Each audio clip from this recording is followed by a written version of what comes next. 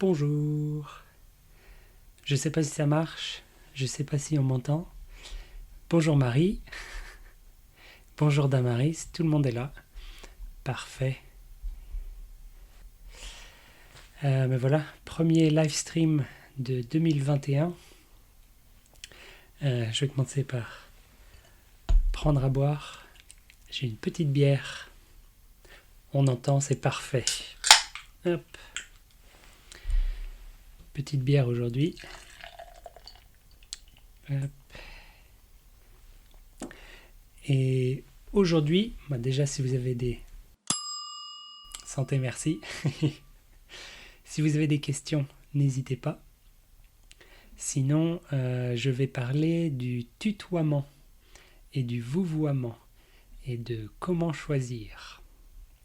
Ou plutôt de combien c'est difficile de choisir. Mais on peut parler de ça. Si vous avez autre chose à discuter, n'hésitez pas. Ah oui, et on est en direct sur YouTube, mais on est aussi en direct sur Castbox. Et Castbox, c'est un service de podcast. Donc si vous êtes sur Castbox, vous pouvez m'entendre seulement sans me voir. Si vous voulez me voir, vous pouvez venir sur YouTube. Mais sinon, vous pouvez écouter en direct aussi. Et je vois qu'il y a beaucoup de gens sur Castbox. Peut-être par erreur, je ne sais pas, si tout le monde veut vraiment m'écouter parler français. Enfin, tout le monde est là. Alors, quoi une expression? Adam. Adan. Non, je ne connais pas. Qu'est-ce que ça veut dire? Adam. Il y a plein de gens qui arrivent sur Castbox. Bonjour à tout le monde. Il y a 7 personnes qui écoutent. Bonjour à vous. N'hésitez pas à laisser des messages si vous voulez, poser des questions, etc. N'hésitez pas. Adam. Super, génial, parfait, quelque chose comme ça. Adam. Non, je ne connais pas. Je ne crois pas. Mais du coup, tutoiement et vouvoiement, comment décider? C'est difficile. Alors, en général, dans les manuels de français, c'est expliqué les amis, la famille, c'est tu, et les inconnus, c'est vous. Mais c'est plus compliqué que ça, malheureusement, parce qu'il faut aussi voir tous les inconnus qu'on rencontre, et donc comment changer entre tu et vous. Donc, c'est un mot des Africains. Ah, d'accord. Je ne connais pas alors, c'est pour ça. Donc, par exemple, si je rencontre l'ami d'un ami, c'est un inconnu, mais c'est un ami, presque un ami, donc on va utiliser tu dans ce cas-là, par exemple. Si c'est quelqu'un qu'on rencontre au travail, ça va dépendre de l'entreprise. Donc, il y a des entreprises où tout le monde doit dire vous, et il y a des entreprises où tout le monde dit tu. Donc là, ça va un peu dépendre de la culture de l'entreprise. Mais même dans une même entreprise où tout le monde dit tu, c'est assez commun de dire vous aux personnes qui sont plus âgées ou aux personnes qui ont un rang plus élevé dans l'entreprise. Donc les managers, les directeurs, etc. C'est commun de dire vous à ces personnes-là. Mais ça va dépendre. Par exemple, dans mon entreprise, on disait tu à tout le monde, sauf au patron. Donc au patron, les managers, les directeurs, etc. Donc pour les managers, etc., on disait vous. Mais quand on est dans cette entreprise pendant assez longtemps, ce qui va arriver, c'est qu'un collègue va devenir manager, ce qui est arrivé plusieurs fois dans mon entreprise. Et donc dans ce cas-là, c'est un peu difficile parce qu'avant on disait tu, et maintenant c'est un manager, on devrait dire vous. Est-ce qu'on dit vous? Est-ce qu'on dit tu? C'est un peu compliqué. Moi, ça m'est arrivé, oui, 2 fois dans mon entreprise. Et la première fois, cette personne-là était très jeune, presque mon âge. Donc c'était vraiment trop difficile de dire vous. Donc on a continué à dire tu. C'était très simple. Mais pour l'autre personne, c'était beaucoup plus difficile parce qu'elle était plus âgée que moi. Et donc c'était difficile de choisir. Donc dans ce cas-là, ça c'est une bonne méthode à suivre. Si vous êtes dans une situation où vous ne savez pas comment dire tu ou vous, il faut simplement changer la phrase pour ne pas utiliser tu ou vous. Donc c'est ce que je faisais en France avec ce manager, parce qu'avant je disais tu et c'était difficile de changer. Et donc par exemple, si vous voulez dire est-ce que tu viens à la réunion aujourd'hui, peut-être on peut essayer de dire il y a une réunion aujourd'hui, comment ça se passe? Par exemple, comment ça se passe? C'est un bon moyen pour éviter de dire est-ce que tu viens ou est-ce que vous venez, est-ce que tu seras là. Donc ça c'est une bonne méthode. Si vous n'êtes pas sûr, utilisez une autre phrase sans tu ou vous et ça ira mieux. Et donc ça c'est au travail. Je crois que c'est plus compliqué dans certaines situations, par exemple si vous rejoignez une association ou un club ou quelque chose comme ça. C'est un peu difficile parfois quand on est assez jeune de dire tu à tout le monde. Donc je crois que dans ce cas-là, ça dépend bien sûr de la personnalité de la personne qui est jeune, mais je crois que ça dépend surtout de la personnalité de la personne qui est plus âgée. Il y a des personnes plus âgées qui vous mettent à l'aise et qui vous donnent l'impression que dire tu, c'est pas gênant. Et il y en a d'autres, c'est un peu le contraire, où on hésite un petit peu à discuter en disant tu. Donc là, ça va dépendre des gens vraiment. Ouais.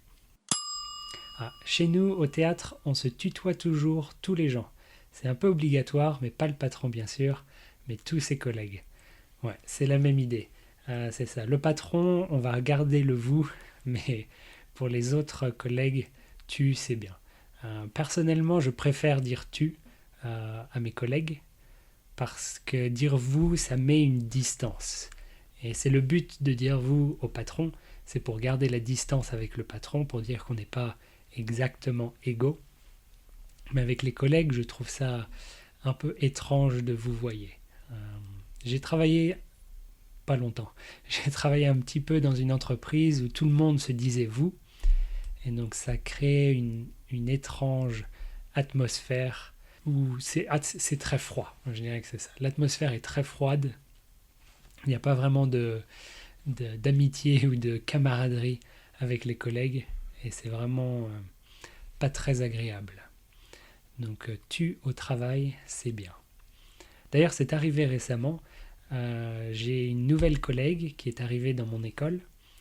Et elle n'est pas beaucoup plus jeune que moi. Elle est quelques années plus jeune, mais vraiment pas beaucoup plus. Et quand elle est arrivée, quand elle m'a rencontré, elle m'a vouvoyé. Et ça m'a vraiment choqué qu'elle me vouvoie parce que on est au même niveau, on est tous les deux profs, il n'y a rien de spécial. Et on est tous les deux, on a presque le même âge. Donc c'était vraiment bizarre qu'elle me vouvoie. Et donc ça m'a vraiment choqué quand elle m'a dit vous. Et j'ai fait mais non, non, non, il n'y a pas de vous. Il faut me dire tu, c'est quoi ça? Du coup c'était assez étrange. On a une quatrième personne sur YouTube, décidément. Ce live stream est beaucoup plus populaire que je pensais. Bienvenue sur Radio Quelque chose, live stream. Mais voilà, donc ça dépend des personnes, bien sûr, et ça dépend des situations. Mais par exemple, si vous appelez au téléphone, une entreprise ou un service, je dirais qu'il faut toujours vous voyer, sauf si vous êtes très âgé.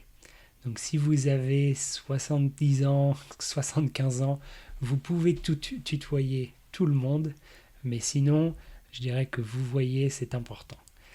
Ça montre un certain respect et je crois que ça montre, oui, la relation, on va dire, professionnelle avec l'autre personne.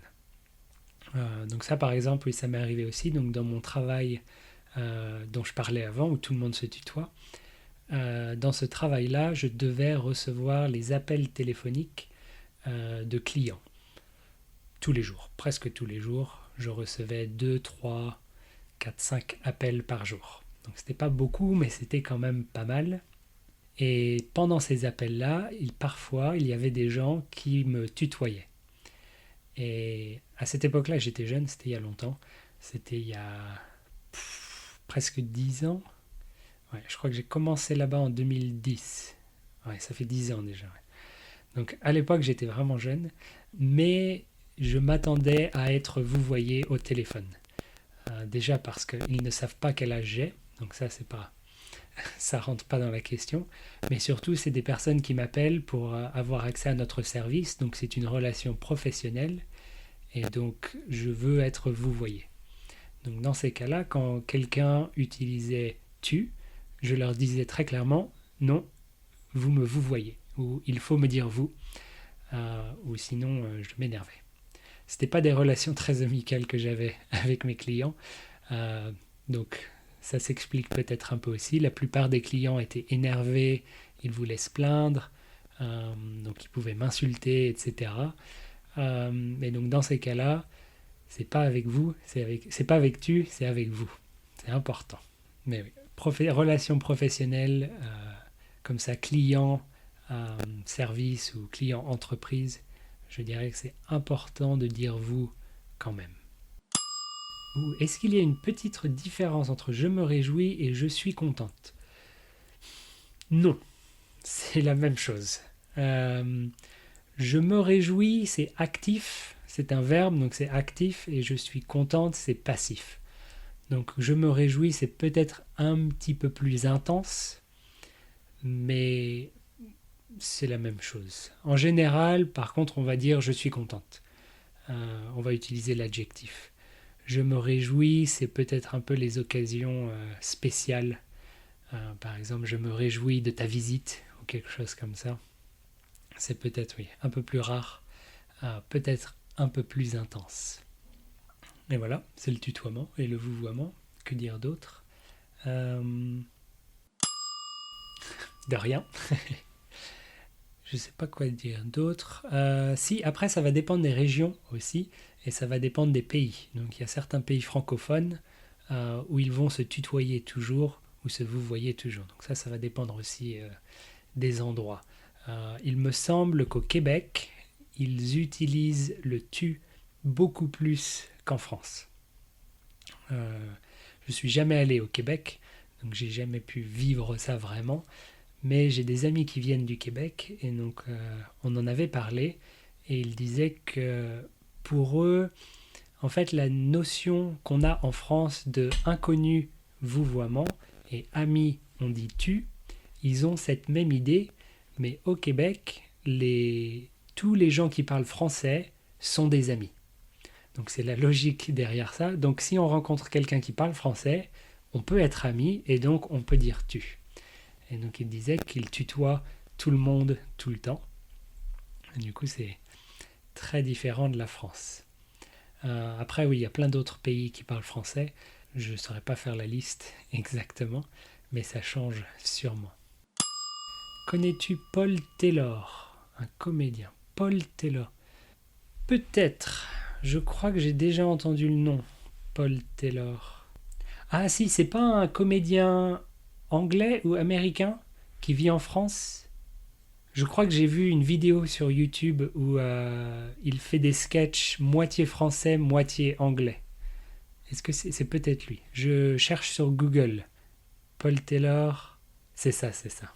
Humoriste britannique et irlandais qui habite en France. Si vous parlez anglais, n'hésitez pas à regarder ces vidéos de Paul Taylor. C'est des spectacles bilingues, ceux que j'ai vus en tout cas. Je crois que j'ai vu 2 vidéos au moins. Et donc c'est des spectacles bilingues en français et en anglais. Donc si vous parlez les 2 langues, allez voir, c'est assez drôle. Très marrant, exactement.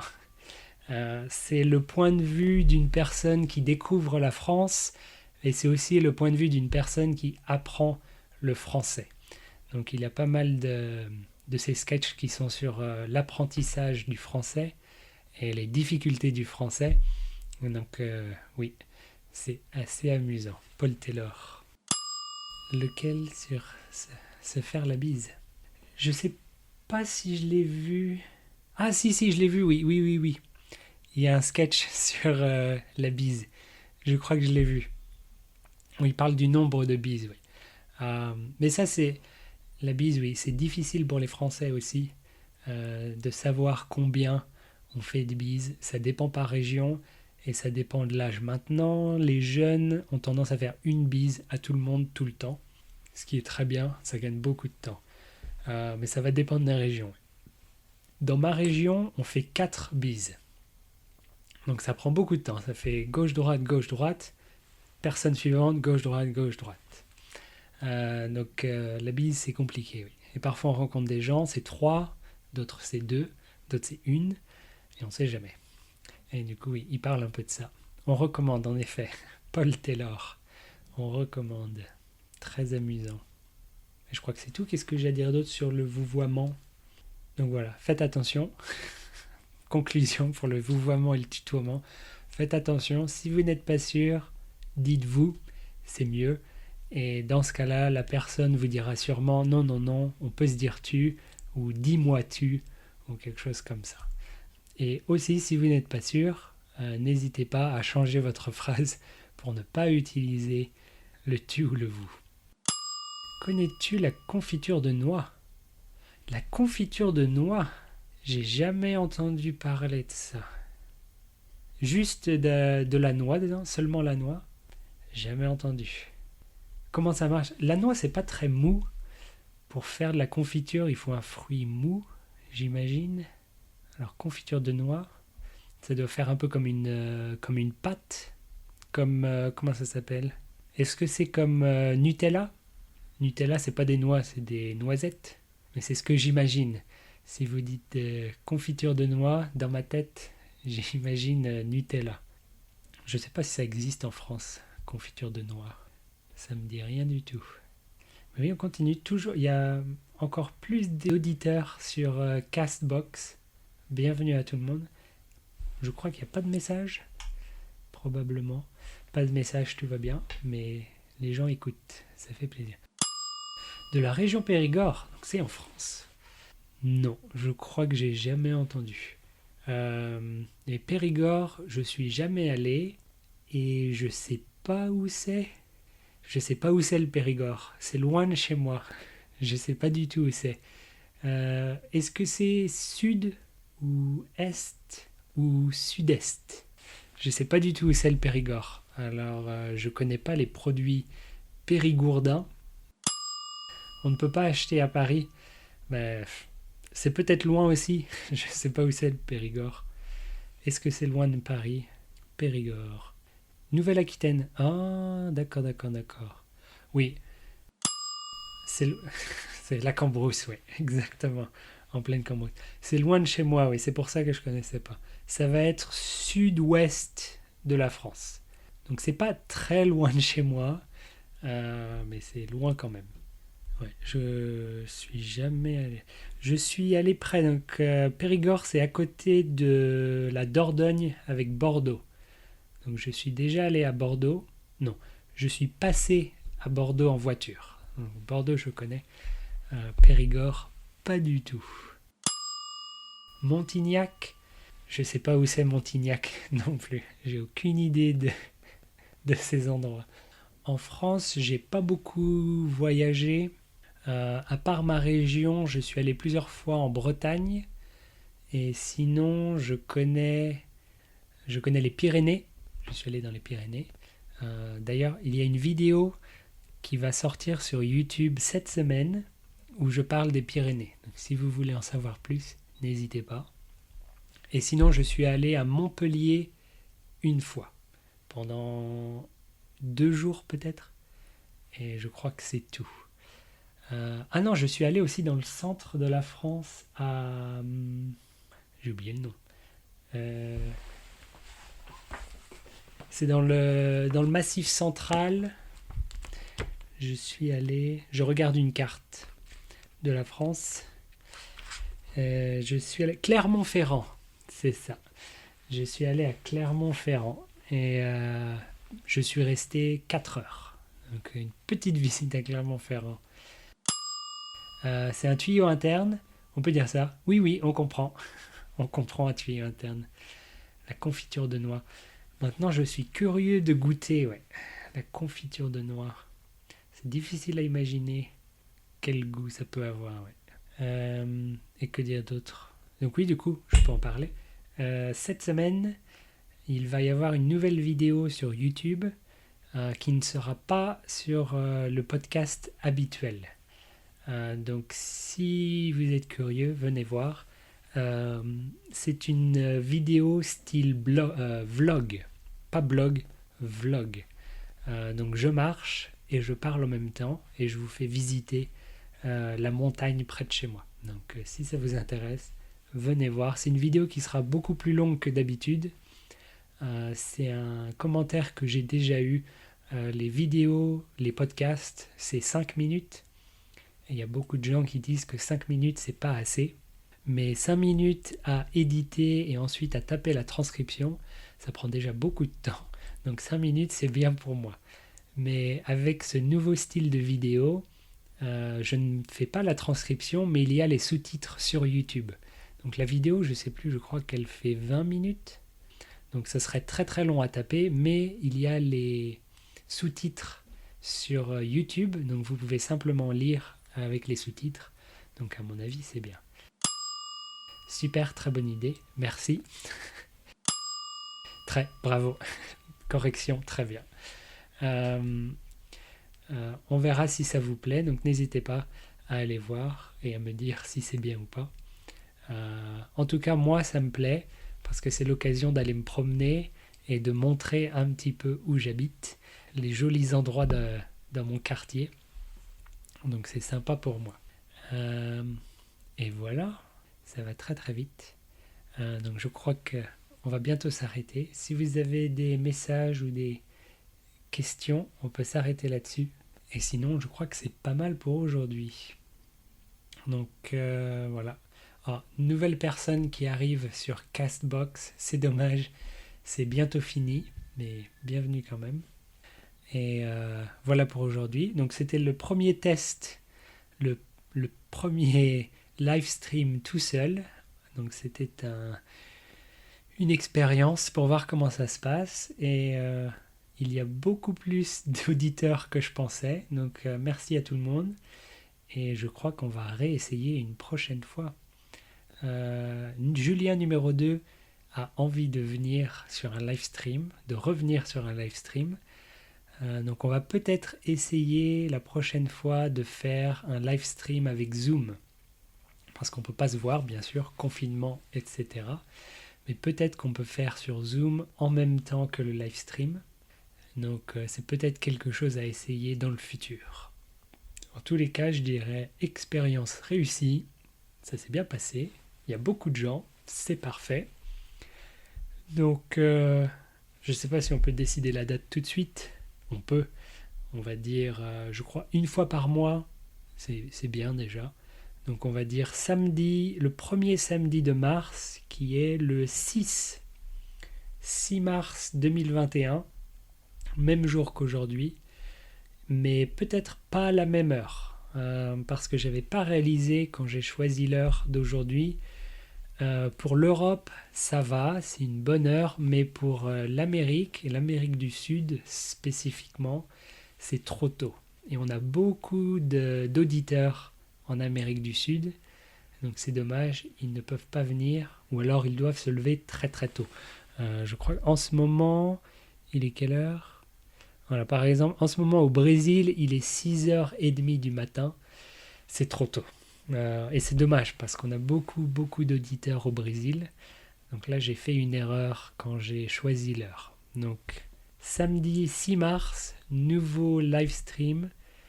Plus tard. Ce sera plus tard qu'aujourd'hui. Je vais réfléchir à l'heure et je vous dirai ça dans un épisode ou sur le site internet ou sur Facebook ou sur Twitter ou sur Patreon. Ce sera partout. Super, merci. Et donc, voilà pour aujourd'hui. Merci à tout le monde d'être venu, vraiment, ça fait plaisir. Et je vous souhaite une bonne journée ou une bonne soirée, selon l'heure où vous êtes. Et je vous dis à bientôt. Au revoir.